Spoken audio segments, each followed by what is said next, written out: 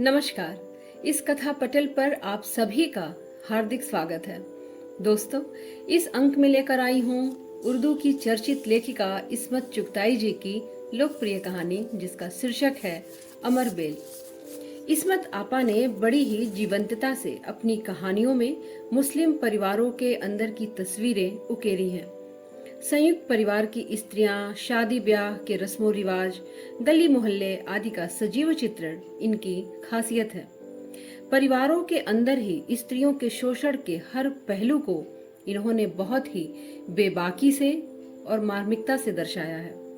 तो आइए सुने उनकी ये कहानी। लेकिन अगर आप इस कथा पटल पर नए हैं तो प्लीज चैनल को सब्सक्राइब करें, लाइक करें और शेयर जरूर करें, क्योंकि इस चैनल पर है हिंदी की 100 से भी ज्यादा क्लासिक कहानियां आपके ही मनपसंद रचनाकारों की। तो आइए सुने आज की कहानी, जिसका शीर्षक है अमर बेल। बड़ी मुमानी का कफन भी मैला न हुआ था कि सारे खानदान को शुआजत मामू की दूसरी शादी की फिक्र डसने लगी। उठते बैठते दुल्हन तलाश की जाने लगी। जब कभी खाने पीने से निबटकर बीबियां बेटों की वरी या बेटियों का दहेज टाकने बैठती तो मामू के लिए दुल्हन तजवीज की जाने लगी। अरे, अपनी कनीज फातिमा कैसी रहेगी? ऐ हैं, घास तो नहीं खा गई हो?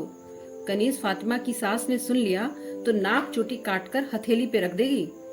जवान बेटे की मैयत उठते ही वह बहू के चारों ओर कुंडली डालकर बैठ गई है। वह दिन और आज का दिन दहलीज से कदम न उतारने दिया बहू को। निगोड़ी के मैके में कोई मरा जीता होता तो शायद कभी आना जाना हो जाता। और भाई, सुज्जन भैया को कुंवारी नहीं मिलेगी जो जूठा पत्तल चाटेंगे। लोग बेटियां थाल में सजा कर देने को तैयार हैं। 40 के तो लगते भी नहीं।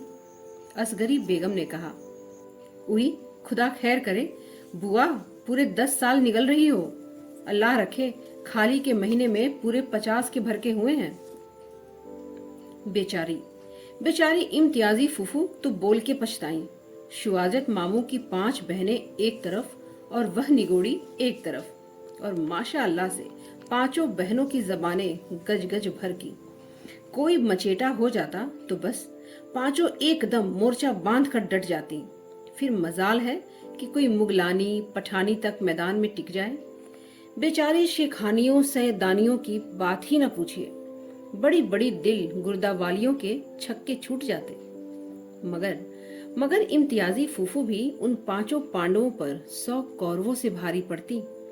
उनका सबसे खतरनाक हथियार उनकी चिनचिनाती हुई बरमे की नोक जैसी आवाज थी। बोलना जो शुरू करती तो ऐसा लगता जैसे मशीन गन की गोलियां एक कान से घुसती हैं और दूसरे कान से दन्न से निकल जाती हैं। जैसे ही उनकी किसी से तकरार शुरू होती, सारे मोहल्ले में तुरंत खबर दौड़ जाती कि भाई इम्तियाजी बुआ की किसी से चल पड़ी है। और बीबियां कोठे लांगती छज्जे फलांगती दंगल की तरफ हल्ला बोल देती। इम्तियाजी फूफू की मंझली बेटी गोरी खानम अब तक कुंवारी धरी थी। 36वां साल छाती पर सो रहा था, मगर कहीं नसीबा खुलने के लक्षण नजर नहीं आ रहे थे। कुंवारे मिलते नहीं, ब्याहे रंडवे नहीं होते। बड़ी मुमानी के बीमारी के दिनों में ही इम्तियाजी फूफू ने हिसाब लगाया था, लेकिन उनके फरिश्तों को भी पता न था कि जोहाजू के लिए भी कुर में बांस डालने पड़ेंगे। शुआजत मामू की उम्र का सवाल बड़ी नाजुक सूरत पकड़ गया। कमर आरा और नूर खाला के लिए तो अभी लड़का ही थे, इसीलिए वह तो मारे हॉल के बरसों की गिनती में बार बार घपला डाल देती, क्योंकि उनकी उम्र का हिसाब लग जाने से खुद खालाओं की उम्र पर शह पड़ती थी। इसलिए 5 बहनें बिल्कुल अलग अलग दिशाओं से हमला करने लगी। उन्होंने फौरन इम्तियाजी फूफू के नवास दामाद का जिक्र छेड़ दिया, जिसका हवाला ही फूफी की दुखती रग था, क्योंकि वह उनकी नवासी पर सौत ले आया था। मगर हमारी फूफी भी खरी मुगलानी थी, जिनके वालिद शाही फौज में बरकंदाज थे। वह कहाँ मार खाने वालियों में से थी। झट पैतरा बदलकर वार खाली कर दिया और शहजादी बेगम की पोती पर टूट पड़ी तो खुले बंदों खानदान की नाक कटवा रही है, क्योंकि वह रोज डोली में बैठकर धनकोट के स्कूल में पढ़ने जाया करती थी। उस जमाने में स्कूल जाना उतना ही भयानक समझा जाता था जितना आजकल कोई फिल्मों में नाचने गाने को। शुआजत मामू बड़े माकूल आदमी थे। निहायत सुथरा नक्शा, छरहरा बदन, मंझोला कद, इम्तियाजी मुमू सारे में कहती फिरती थी कि खिजाब लगाते हैं, मगर आज तक किसी ने उनको खिजाब लगाते हुए नहीं देखा। यह अंदाज लगाना मुश्किल है कि खिजाब लगाना कब शुरू किया। यूं देखने में बिल्कुल जवान लगते थे, वाकई 40 के लगते नहीं थे। जब उन पर पैगामों की बहुत जोर की बारिश हुई तो बौखलाकर उन्होंने मामला बहनों के सुपुर्द कर दिया। इतना कह दिया कि लड़की इतनी छिछोरी न हो कि उनकी बेटी लगे और ऐसी खुसट भी न हो कि उनकी अम्मा लगे। बड़ी ढूंढ मची और आखिर पासा रुखसाना बेगम के नाम पड़ा। आई क्या डराता हुआ नाम है। इम्तियाजी फूफू को कुछ न सूझा तो नाम में ही कीड़े निकालने लगी, मगर बहनों ने ऐसा मोर्चा कसा कि उनकी किसी के ना खुली। लौंडिया 16 से कम या एक दिन ज्यादा हो तो 100 जूते सुबह 100 जूते शाम, ऊपर से हुक्के का पानी बंद, मगर उनकी किसी ने ना सुनी। वह अपनी गोरी बेगम की नाव पार लगाने के लिए ख्वाह न ख्वाही द्वंद मचाती थी।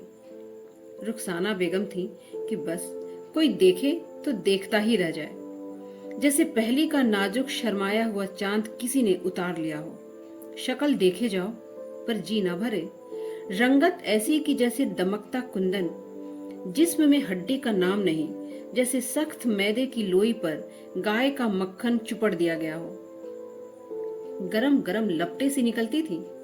शायद फूफू के कथनानुसार 16 बरस की होंगी, मगर 19-20 की उठान थी। बहनों ने मामू को 25वां साल बताया था।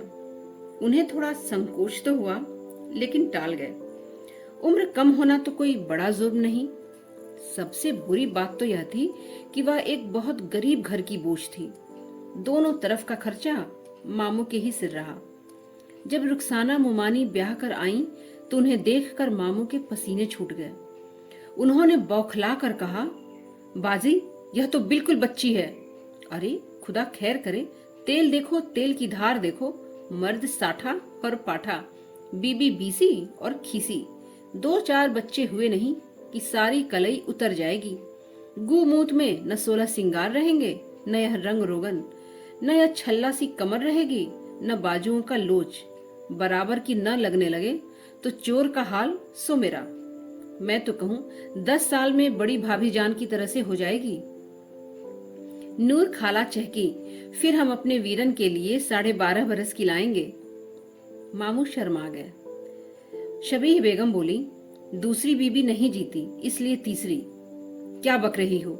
हाँ मियाँ, बड़े बूढ़ों से सुनते आए हैं, दूसरी बीबी तो तीसरी का सदका होती है, इसलिए पुराने जमाने में लोग दूसरी शादी गुड़िया से कर दिया करते थे, ताकि फिर जो दुल्हन आए वह तीसरी हो।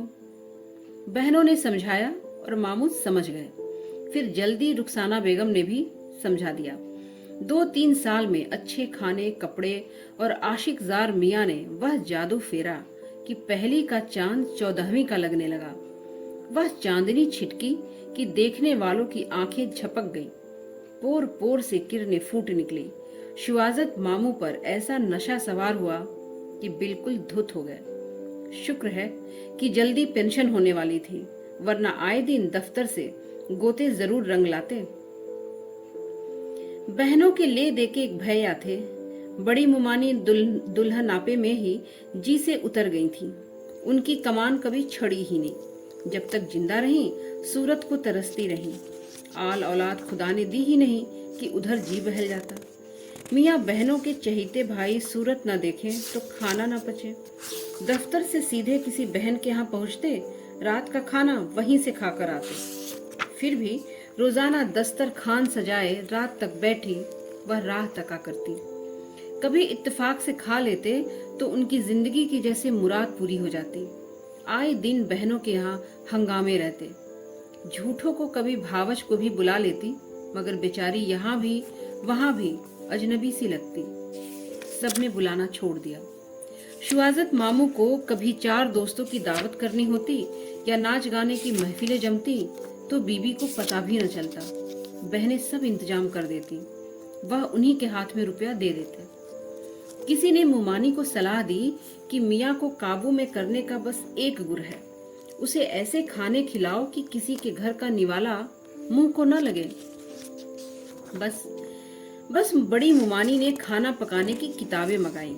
लहसुन की खीर और बादाम के गुलगुले, दम का मुर्ग और मछली के कबाब पकाए, जिन्हें खाकर मामू ने यह फैसला किया कि वह उन्हें जहर देकर मारना चाहती हैं।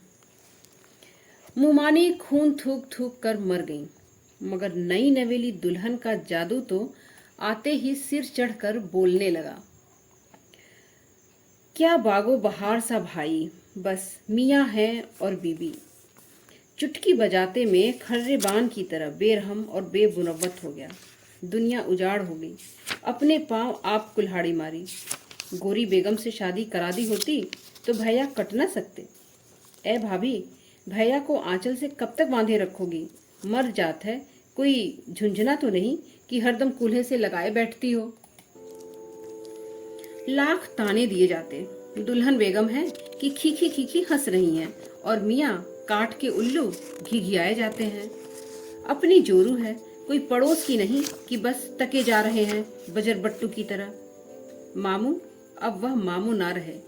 अजी जैसी कव्वालियाँ कैसे मुजरे, बस बीबी तिंगनी का नाच नचा रही है और आप नाच रहे हैं। बस थोड़े दिन के चोचले हैं, पैर भारी हुआ नहीं कि सारा दुल्हनापा खत्म। एक न एक दिन तो भाई का जी भर ही जाएगा। बहनों ने दिलों को तसल्ली दी। अल्लाह अल्लाह करके रुखसाना बेगम का पैर भारी हुआ तो अल्लाह तौबा, न उल्टियाँ न तबीयत मांदी, चेहरे पर और 4 चांद खिल उठे। क्या मजाल को जरा भी आलस आए। वही शोखियाँ, वही माशुकाना अंदाज जो नई दुल्हनों के हुआ करते हैं। और मामू का तो बस ही नहीं चलता। उन्हें उठाकर पलकों में छिपा ले, दिल निकाल कर कदमों में डाल देते हैं। दिल से उतरने के बजाय अब तो वह दिमाग पर छा गई। पूरे दिनों पर भी रुखसाना मुमानी के हुस्न को गहन न लगा। जिस्म फैल गया लेकिन चांद दमकता रहा। न पैरों पर सूजन, न आंखों के चारों तरफ हल्के, न चलने फिरने में कोई तकल्लुफ। क्या मजाल जो कमर बाल बराबर भी मोटी हुई हो। वही कुंवारियों जैसा लचकदार जिस्म। भली बीबी के जापे में बाल झड़ जाते हैं और उनके वह अदबदा कर बढ़े कि सिर धोना मुश्किल हो गया। हाँ, बीबी के बदले जरा मामू झटक गए, जैसे बच्चा उन्होंने ही पैदा किया हो। तोंद ढलक आई, गालों में लंबी लंबी झुर्रियां गहरी हो गई, बाल पहले से ज्यादा सफेद हो गए। अगर दाढ़ी न बनी होती तो चेहरे पर चींटियों के सफेद सफेद अंडे फुटाते। अब 2 साल बाद बेटी हुई तो मामू की तोंद और आगे को खिसक आई। आंखों के नीचे खाल लटकने लगी। निचली दाढ़ का दर्द काबू से बाहर हो गया तो मजबूर होकर निकलवानी पड़ी। एक ईंट खिसकी तो सारी इमारत की चूलें ढीली पड़ गईं। उन दिनों मुमानी को अकल दाढ़ निकल रही थी। शुआजत मामू की बतीसी असली दांतों से ज्यादा हसीन थी। रही उम्र की बात, दोष नजले के सिर गया। इम्तियाजी फूफू के हिसाब से रुखसाना मुमानी 26 बरस की थी। गो अब भी वह कभी बच्चों के साथ धमा चौकड़ी मचाने के मूड में आ जाती तो 16 बरस की लगने लगती। कई साल से उम्र का बढ़ना जैसे रुक सा गया था। ऐसा मालूम होता कि उम्र अड़ियल टट्टू की तरह एक जगह जम गई है और आगे खिसकने का नाम ही नहीं लेती। नंदों के दिल पर आरे चलते।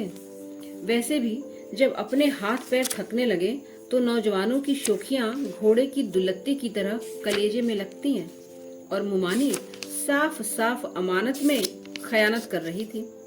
शराफत और भल मनसाहत का तो यह तकाजा था कि वह शौहर को अपना मजाजी खुदा समझती, अच्छे बुरे में उनका साथ देती। यह नहीं कि वह थके मांदे बैठे हैं और बेगम मुर्गियों के पीछे दौड़ रही हैं। ए भाभी, तुम पर खुदा की सवार, न सिर की खबर है न पैर की, मुर्गियों को खदेड़ रही हो। ऐ तो क्या करूं साला, बिल्ली आ रही थी। ऐ लो और सुनो, ए बीबी, मैं तुम्हारी खाला कब से हो गई? सुजन भाई मुझसे 4 साल बड़े हैं। माशाअल्लाह, बड़ा भाई बाप बराबर हुआ। तुम भी मेरी बड़ी हो। खबरदार जो तुमने मुझे फिर खाला कहा। जी, बहुत अच्छा। शादी के पहले रुखसाना मोमानी की अम्मा उनकी दुपट्टा बदल बहन कहलाती थी। वह रूप और नई उम्र जिसने एक दिन शिवाजत मामू को गुलाम बना ही लिया था, अब उनकी आंखों में खटकने लगी। लंगड़ा बच्चा जब दूसरे बच्चों के साथ नहीं दौड़ पाता तो चिढ़कर मचल जाता है कि तुम बेईमानी कर रहे हो। मोमानी उनके साथ दगा कर रही थी। कभी कभी तो उन्हें लड़की वालियों की तरह हंसता दौड़ता देखकर उनके दिल में टीसे उठने लगती। वह जलकर कोयला हो जाते। लौंडों को लुभाने के लिए क्या क्या तनकर चलती हो? वह जहर उगलने लगे। हाँ, अब तुम कोई जवान पट्टा ढूंढ लो। मुमानी पहले तो हंसकर टाल देती, फिर झेप कर गुलनार हो जाती। इस पर मामू और चिढ़ जाते और भारी भारी इल्जाम लगाते। फला से आंखें लड़ा रही थी, ढिमाके से तुम्हारा संबंध है। तब मुमानी सन्नाटे में रह जाती। मोटे मोटे आंसू छलक उठते। अलगनी से दुपट्टा घसीट वह अपना जिस्म ढककर सिर झुकाए कमरे में चली जाती। मामू का कलेजा कट जाता। उनके पैरों तले से जमीन खिसक जाती। वह उनके तलवे चूमते, उनके कदमों में सिर फूटते, उनके आगे नाक रगड़ते, रोने लगते। मैं कमीना हूँ, हरामजादा हूँ, जूती लेकर जितना चाहो मारो, मेरी जान, मेरी मलका, मेरी शहजादी, मेरी रानी। और रुखसाना मोमानी उनके गले में अपनी रुपहली बाहें डालकर भौं भौं करके रोने लगती। तुम्हारा आशिके जार हूँ मेरी जान, ईर्ष्या और द्वेष से जलकर खाक जला हुआ जाता हूँ। जब तुम नन्हे को गोद में लेती हो तो मेरा खून खौलने लगता है। जी चाहता है साले का गला घोट दूं। मुझे माफ कर दो मेरी जान। और वह झट से माफ कर देती। इतना माफ करती कि शिवाजत मामू की आंखों के हल्के और उदे हो जाते और वह बड़ी देर तक थके हुए खच्चर की तरह हाफा करते। फिर ऐसे भी दिन आ गए जब वह माफी न मांग सके। कई कई दिन वह रूठे पड़े रहते। बहनों को उम्मीद बंध जाती। भैया जान भाभी को कुढ़ा कुढ़ा कर मार रहे हैं, अब कोई दिन जाता है कि यह दांता किलकिल रंग लाएगी। मुमानी छिप छिप कर घंटों रोती। आंसू भरी आंखों में लाल डोरे और भी सितम ढाने लगते। सुता हुआ पीला चेहरा जैसे सोने में किसी बेईमान सुनार ने चांदी की मिलावट बढ़ा दी हो। फीके फीके होठ, माथे पर उलझी सी एक बिखरी हुई लट। देखने वाले कलेजा थाम कर रह जाते। वह मातम वाला हुस्न देखकर मामू के कंधे थोड़े और झुक जाते। आंखों की वीरानी और भी बढ़ जाती। एक बेल होती है, अमर बेल, हरे हरे संपोलिये जैसे डंठल, जड़ नहीं होती। ये हरे डंठल किसी भी हरे भरे पेड़ पर डाल दिए जाते हैं। जो बेल उसका रस चूस चूस कर फैलती है, जितनी यह बेल फैलती है उतना ही वह पेड़ सूखता जाता है। ज्यों ज्यों रुखसाना बेगम के चमन खिलते जाते थे, मामू सूखते जाते थे। बहनें सिर जोड़कर खुसर पुसर करती। भाई की दिन पर दिन गिरती तंदुरुस्ती को देखकर उनका कलेजा मुंह को आता था। बिल्कुल झुरकुट हो गए थे। गठिया की शिकायत तो थी ही, नजला अलग जानलेवा हो गया। डॉक्टरों ने कहा खिजाब बिल्कुल भी अनुकूल नहीं पड़ता। मजबूर होकर मेहंदी लगाने लगे। बेचारी रुखसाना एक से एक सफेद बाल करने के नुस्खे पूछती फिरती थी। किसी ने कहा अगर खुशबूदार तेल डालो तो बाल जल्दी सफेद हो जाएंगे। दुखिया ने इतर सिर में झोंक लिया। मामू की नाक में मदहोश करने वाली खुशबू की लपटें पहुंची तो वह गंदे लांछन उन्होंने मुमानी पर लगाए कि अगर बच्चों का ख्याल न होता तो मुमानी कुएं में कूद पड़ती। उनके बाल सफेद होने के बजाय और मुलायम चमकदार होकर उन्हें डसने लगे। मुमानी की जवानी को तोड़ने के लिए मामू ने यूनानी हकीमों की तमाम मौजूने पौष्टिक कुस्ते और तेल इस्तेमाल कर डाले। थोड़े दिन के लिए उनकी भागती जवानी थम गई। बांकपन लौट आया। मुमानी ने कुछ दुनियादारी के दांव पेच तो सीखे न थे। अपने आप उगवाने आने वाली पौधा थी, न कभी किसी ने बारीकियां समझाई। 28 बरस की थी, लेकिन 18 बरस जैसी अल्हड़पन थी। मोटर बहुत चलाओ तो इंजन जल जाता है। दवाओं का उलटफेर जो शुरू हुआ तो शिवाजत मामू ढह गए। एकदम बुढ़ापा टूट पड़ा। अगर वह जिस्म और दिमाग को इतना न निकालते तो 62 में ही यूं लुटिया न डूबती। अब वह अपनी उम्र से ज्यादा लगने लगे। बहनें फूट फूट कर रोती। हकीम डॉक्टर जवाब दे चुके थे। लोगों ने जवान बनने के तो लाखों नुस्खे बनाए, लेकिन वक्त से पहले बूढ़ा होने की कोई दवा नहीं जो मुमानी को खिला दी जाती। जरूर उन पर कोई सदाबहार किस्म का जिन या पीर सवार था जो किसी तरह उनकी जवानी ढलने का नाम ही न लेती थी। ताबीज गंडे हार गए, टोटके चित्त हो गए। अमर बेल फैलती रही, बरगद का पेड़ सूखता रहा। तस्वीर हो तो कोई फाड़ दे, मूर्ति हो तो पटक कर चकनाचूर कर दे। अल्लाह के हाथ का बनाया हुआ मिट्टी का पुतला हसीन भी हुआ और जिंदा भी, उसकी हर सांस में जवानी की गर्मी महक रही हो तो फिर कुछ बस नहीं चलता। उसके चढ़ते हुए सूरज को उतारने की एक ही तरकीब हो सकती है कि खाने की मार दी जाए। घी, गोश्त, अंडे, दूध बिल्कुल बंद। जब से शुआजत मामू का हाजमा जवाब दे गया था, मुमानी सिर्फ बच्चों के लिए गोश्त वगैरह मंगाती थी। कभी कभार एक निवाला खुद चख लेती थी। अब उससे भी परहेज कर लिया। सबको उम्मीद बंध गई कि अब इंशाअल्लाह जरूर बुढ़ापा तशरीफ ले आएगा। ए भाभी, यह क्या उछाल छक्का लौंडियों की तरह मुई शलवार कमीज पहनती हो और भी नन्ही हो जाती हो। नंदे कहती, भारी भरकम कपड़े पहनो कि अपनी उम्र की लगो। मुमानी ने टका हुआ दुपट्टा और गरारा पहन लिया। किसी यार की बगल में जाने की तैयारी है। मामू ने ताने दिए और मामी कपड़ों से ही खौफ खाने लगी। एबी, यह क्या, एक आध वक्त की नमाज पढ़ती हो, 5 वक्त की नमाज पढ़ने की आदत डालो। अब मुमानी 5 वक्त की नमाज पढ़ने लगी। जब से मामू की नींद बूढ़ी और नखरीली हुई, रात की नमाज के वक्त से जागना पड़ता था। मेरे मरने के नफल पढ़ रही हो, मामू बिसूरते। दुबली तो थी ही, रोज की किलकिल से और भी धान धान हो गई। घी गोश्त से परहेज हुआ तो रंग और भी निखर आया। चमड़ी ऐसी साफ चमकीली हो गई जैसे कोई दम आईने की तरह आर पार नजर आने लगेगा। चेहरे पर एक अजब नूर सा उतर आया। पहले देखने वालों की लार टपकती थी, अब उनके कदमों में सिर पटकने की ख्वाहिश जागने लगी। जब सुबह सवेरे फजर की कुरान की तिलावत करती तो उनके चेहरे पर हजरत मरियम का पाक कर देने वाला रूप और फातिमा और जोहरा की पवित्रता छा जाती। यह और भी कम उम्र की कुंवारी लगने लगती। मामू की कब्र और पास खिसक आती और वह उन्हें मुंह भर भर कर कोसते और गालियां देते कि भांजों भतीजियों के बाद वह जिन्नों और फरिश्तों को बरगला रही हैं। चिल्ले खींच खींच कर व्रत उपवास एकांत साधना करके जिन काबू में कर लिए हैं और उन्हीं से जादू की बूटियां मंगाकर खाती है। खिजाब के बाद मेहंदी भी मामू को आंखें दिखाने लगी थी। मेहंदी लगाते तो छींके आकर नजला हो जाता। वैसे भी मेहंदी से अब उन्हें घिन भी आने लगी थी।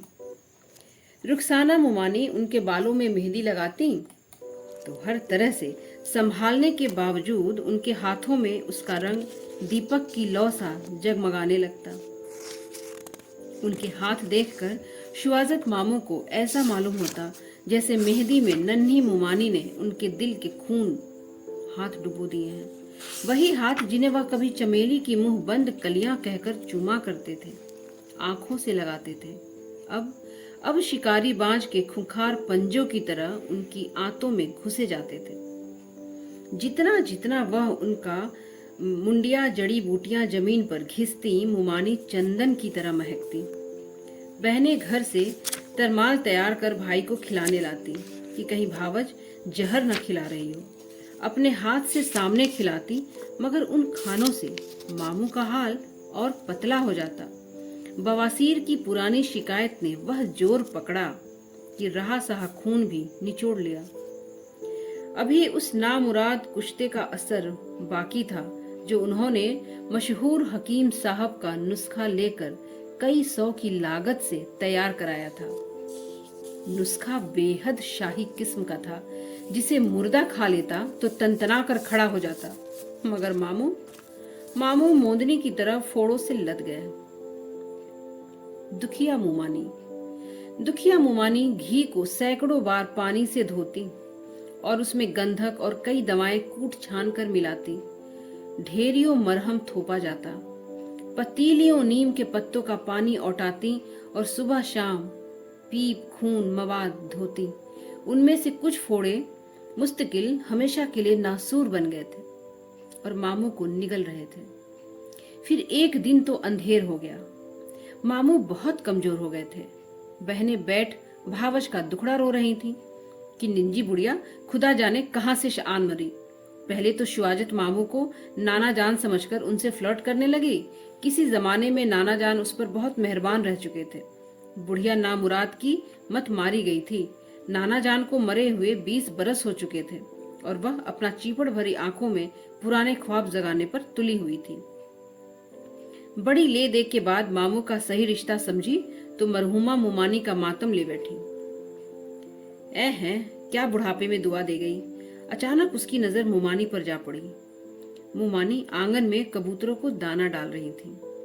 अजब प्यारे अंदाज में वह गर्दन नुसराए बैठी थी, जैसे तस्वीर खिंचवा रही हो। कबूतर उनकी शीशे सी दमकती हुई हथेली को गुदगुदा रहे थे और वह विवश होकर हंस रही थी।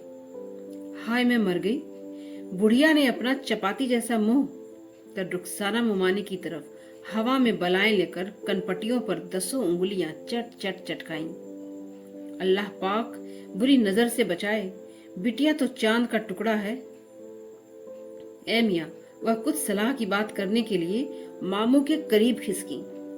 सौदागरों का मंझला बेटा विलायत पास करके आया है। अल्लाह कसम, बस चांद और सूरज की जोड़ी रहेगी।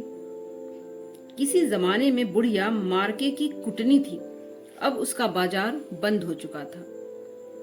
हाथ पैर से मजबूर हुई तो टुकड़े मांग कर वक्त काटने लगी थी। थोड़ी देर तक तो वह किसी की समझ में न आया कि बुढ़िया मुर्दार बक क्या रही है। सौदागरों का मंझला बेटा जो विलायत पास था सबकी निगाहों में था। किसी को शुबहा भी न हुआ कि यह बदमाश बुढ़िया रुखसाना मुमानी का ही रिश्ता लगाने की ताक में है। इमाम हुसैन की कसम मियां, मैं तो 2 कंगनों की जोड़ी लूंगी, बात छेड़ूं। बात जो खुली और पानी मरा तो भिंडों का छत्ता छिड़ गया। चारों तरफ से तोपे दगने लगी। है मुझ जन्म पिट्टी को क्या खबर। बुढ़िया स्लीपर पहनती रपटी बाहर की तरफ। चलते चलते मामू की पिटी हुई सूरत की तरफ उसने संदेह से भरी नजर डाली। मुंह पर तो साफ कुंवारापन बरस रहा है। उस दिन शुआजत मामू ने कुरान उठाकर सबके सामने कह दिया कि यह दोनों बच्चे उनके नहीं, अड़ोस पड़ोस की मेहरबानियों का फल हैं, जिनसे रुखसाना बेगम ताक झाक किया करती हैं। उस रात वह रोते रहे, कराहते रहे, अंगारों पर लौटते रहे। उस रात उन्हें बड़ी मुमानी बहुत याद आई। उनके बाल तो वक्त के पहले पक गए थे। उनकी जवानी, उनका दुल्हननापा आंसुओं में बह गया था। नेकी और साधुता की प्रतिमा, वफा की पुतली, उनके हिस्से का बुढ़ापा भी उन्होंने अपने आप में समेट लिया था और शरीफ बीवियों की तरह जन्नत सिधारी।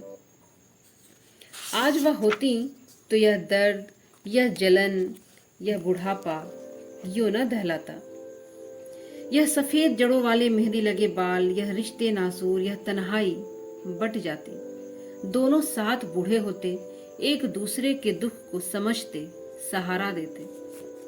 और इधर अमर बेल दिन दूनी रात चौगनी फैलती गई। बड़ के पेड़ का तना खोखला हो गया, टहनियां झूल गईं, पत्ते झड़ गए। पास के हरे भरे पेड़ पर बस एक आह रही। कैसा आत्मदाह का वातावरण था। शुआजत मामू की मैयत आंगन में बनी, संवरी रखी हुई थी। बहनें पड़ी पड़ी पछाड़ खा रही थीं। मामू ने अपनी सारी जायदाद बहनों के नाम कर दी थी। रुखसाना मुमानी सबसे अलग थलग दरवाजे से लगी बैठी थी। कहने वाले कहते थे कि इतनी हसीन और मातम में डूबी बेवा जिंदगी में कभी नहीं देखी। सफेद कपड़ों में वह एक अजीब मोहक सपने सी लग रही थी। रो रो कर आंखें नशीली और बोझिल हो रही थीं। पीला चेहरा पुखराज के नगीने की तरह चमक रहा था। जो लोग मातम पुरसी में आए थे वे सब कुछ भूलकर बस उन्हें ही तकते रह जाते। मुमानी पर बेपनाह बेबसी और मुर्दनी छाई हुई थी। खौफ और परेशानी से उनका चेहरा और भी भोला लग रहा था। दोनों बच्चे उनके पहलू से लगे बैठे थे। वह उनकी बड़ी बहन लग रही थी। वह ऐसी गुमसुम बैठी थीं कि जैसे सृष्टि के सबसे निपुण कलाकार ने अपनी बेमिसाल कलम से कोई चित्र बनाकर सजा दिया हो। दोस्तों, आशा करती हूँ कि आपको यह कहानी पसंद आई होगी। अपने विचार कमेंट बॉक्स में जरूर लिखें और हाँ, अपने सभी साहित्यिक प्रेमियों में, परिवार में, सगे संबंधियों में, दोस्तों में चैनल को लाइक करवाएं, शेयर करें और हाँ, सब्सक्राइब भी जरूर करें। अपना कीमती समय निकालकर आपने इस कहानी को सुना, आप सभी का बहुत बहुत आभार। बहुत शुक्रिया।